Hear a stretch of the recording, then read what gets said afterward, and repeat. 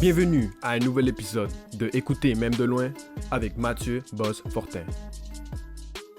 Elle a fait paraître son plus récent album en 2020. On a aujourd'hui avec nous à la balado Chloé Brault. Bonjour Chloé. Salut! Tu t'es fait quand même beaucoup reconnaître dernièrement avec tes projets. Tu peux me parler de ton projet que tu as lancé en 2020 et qu'est-ce que ça t'a apporté jusqu'à aujourd'hui? Ben c'est ça, en 2020, j'ai sorti mon album qui s'appelle Plage des Morons. Puis écoute, c'est sûr que depuis ce temps-là, j'aurais aimé qu'il y ait beaucoup de choses qui se passent, mais avec la pandémie, ça a un peu stallé.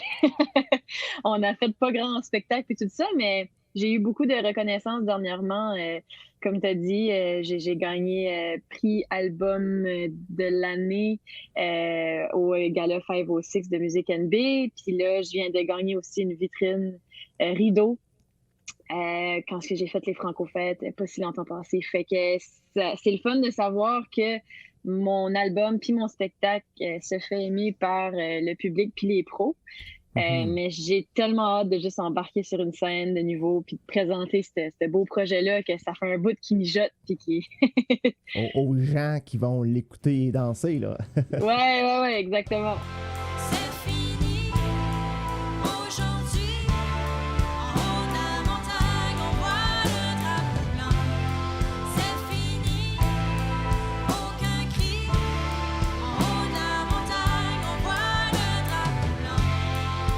Tu peux me parler de l'univers musical de ton album où tu es rendu dans toute cette exploration musicale? Ouais, ben c'est drôle cet album-là parce que je me suis enfermée dans ma chambre pendant un mois de temps puis je l'ai composé de bout à bout. Je me souviens, j'arrivais d'en tourner puis je savais que j'allais rentrer en studio vraiment pas longtemps après. Fait que j'avais juste comme un mois pour composer tout ce que j'avais à composer pour cet album-là. Fait que je me suis vraiment...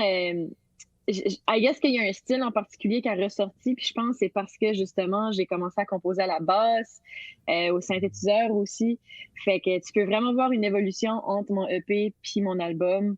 C'est beaucoup moins folk, puis plus dans le pop puis dans le rock. Fait que je pense que c'est justement à cause de ça j'ai composé d'une façon différente pour cet album-là.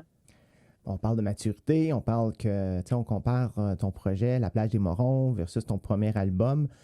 Ton premier EP, il y a eu la maturité, tu as vécu des choses personnellement aussi. Dans ta description sur ton site Internet, on dit que tu parles de ton enfance, de tes relations toxiques, et puis l'appréhension de passer à autre chose. Tu peux me parler de ton appréhension d'oser passer à autre chose? Où tu as de la misère dans la vie, toi, à passer à une prochaine étape ou penser à la prochaine chose? Qu'est-ce qui bloque? Ben moi, pour vrai, j'ai pas nécessairement un blocage, je dirais. C'est plus que cet album-là a été comme une grosse page que j'ai pu tourner, j'ai l'impression. Vu que ça a donné comme ça aussi, vu que j'étais un mois dans ma chambre, comme je t'ai dit, en train de composer cet album-là, j'ai l'impression que c'est un gros chunk de ma vie où est-ce que j'ai pu vraiment passer à autre chose avec l'album. Fait que c'est pour ça qu'on dit ça dans ma bio, c'est que c'est réellement ça qui s'est passé. Ça a été comme tourner la page, vivre quelque chose d'autre. Puis là, j'ai l'impression que le prochain album, ben, ça sera autre chose. Ça sera une autre étape de ma vie. Mm-hmm. La Plage des Morons, est-ce que tu peux me parler de cette plage? Qu'est-ce que c'est? La Plage des Morons. C'est quoi l'adresse? Où on y va? Ben, la Plage des Morons, c'est une plage sauvage par chez nous. Puis c'est ma famille puis leurs amis, quand j'étais petite, qui avaient nommé cette plage-là de même parce qu'ils allaient là quand ils voulaient pas se faire tanner.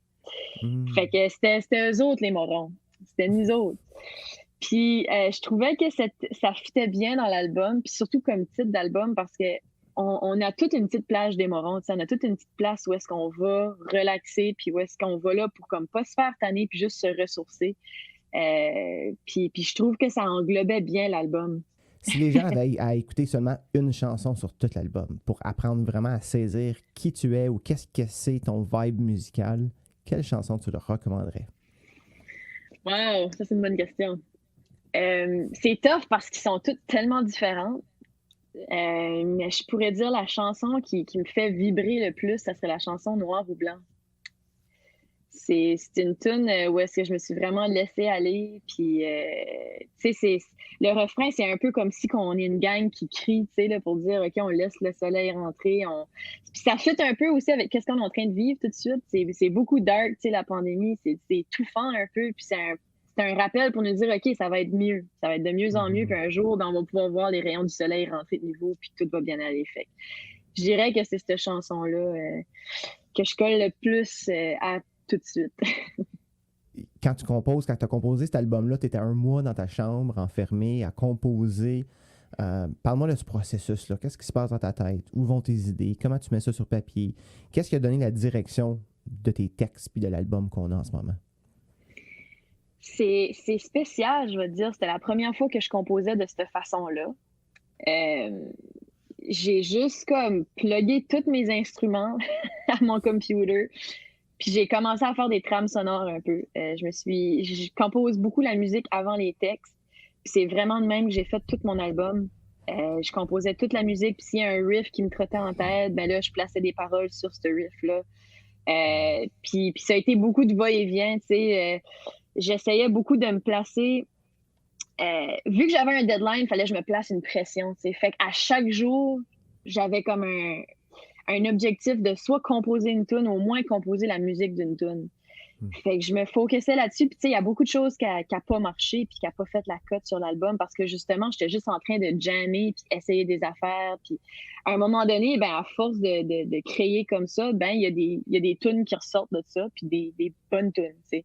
Fait que ça a été un moment de création où est-ce que c'était beaucoup essai-erreur. OK, je vais essayer d'aller dans ce style-là, voir si ça pourrait marcher. Puis, ah non, OK, fait que je vais aller ailleurs. Puis, mais je me souviens, le moment déclencheur de l'album, c'est quand, justement, j'ai composé Noir ou Blanc. C'est là, je me suis dit, OK, on va aller dans un style un petit peu plus osé, un petit peu plus rock, explorer ce côté-là de moi que j'ai pas montré encore au public en tout. Parce que mon EP était beaucoup folk, très doux, pas rien comme l'album, disons-le. So, c'est vraiment un côté de moi que j'avais pas encore exploré, puis je trippe vraiment au bout.